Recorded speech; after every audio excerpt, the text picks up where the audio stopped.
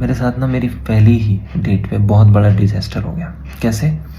मैंने एक बहुत फैंसी सा रेस्टोरेंट चूज़ कर लिया था। जेब में हालांकि 800 रुपये थे, लेकिन कॉन्फिडेंस अपना अनलिमिटेड है, फुल। मेरी क्रश ने मुझे वॉर्न भी किया था, बोला आई यू 100% श्योर? मैं बोला यस 200%, फुली कॉन्फिडेंट। रेस्टोरेंट में पहुंचे, मेन्यू देखा। मेन्यू देखते मेरे एकदम आंखें खुली रह गई। कैसे?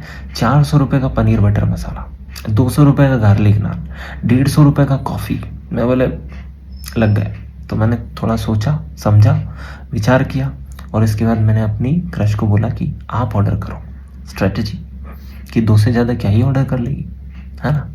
उधर से वेटर मुझे देखता है, पूछता है सर आप क्या लेंगे? मैं बोलता कुछ सस्ता सा। मैंने ढूंढ के सस्ता सा कुछ एक सूप था, वो ऑर्डर कर दिया। ठीक है, इतनी देर में जब उनसे ऑर्डर लिया गया तो वो 3 चीज़ें ऑर्डर कर दी। मैं बोले लग गए। उन्होंने ऑर्डर किया है पास्ता पिज़्ज़ा मोहितो। मैं बोले गए काम से। खैर कोई बात नहीं, खा लेते हैं। पहले खा लिया, बिल आया 1850 का। मैं बोले लग गए। अब 1050 का गैप कौन भरेगा? No idea. सारी कैलकुलेशंस बिठाई लेकिन नहीं बना काम। 10 मिनट का बहाना बना के बाथरूम चला गया। मैं बोले आ रहा हूँ 2 मिनट। वहाँ जाके कॉल किया एक भाई को कि भाई देखो 1000 रुपये की इमरजेंसी पड़ गई है, 1000 के 2000 ले लेना लेकिन आज कर दो। तो बहाना बना दिया। बोलता है यहाँ तो यूपीआई ही नहीं चल रहा है। दूसरे भाई को कॉल किया तो बोलता है मैं कॉलेज में हूँ, नेटवर्क इशू। सब के सब फर्जी, कभी काम नहीं आएंगे ये टाइम पे। इसके बाद मैं बाहर आया। बाहर आके मेरी क्रश पूछती कि सब ठीक है? मैं बोले हाँ सब ठीक तो है, लेकिन एक दिक्कत हो गई है। बोले बताओ। मैं बोले यार 1050 कम पड़ रहा है और बैंक का ट्रांसफ़र नहीं हो रहा है दूसरे अकाउंट में। तो थोड़ी देर तो कुछ नहीं बोली, फिर उसके बाद कार्ड निकाला और वेटर को दे दिया। वेटर गया, बिल पेमेंट हो गया।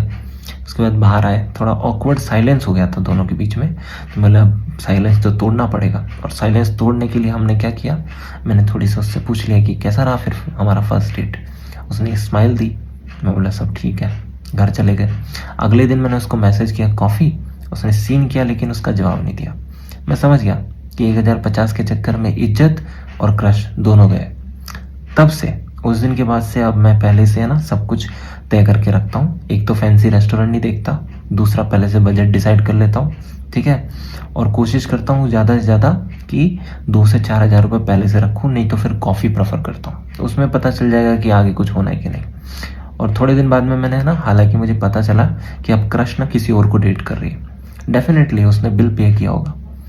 खैर, और लाजमी सी बात है यार, पहली डेट पे वो पे करे अच्छा थोड़ी लगता है। खैर कोई बात नहीं है, अब सब गया, मैं जा रहा हूँ मैगी खाने।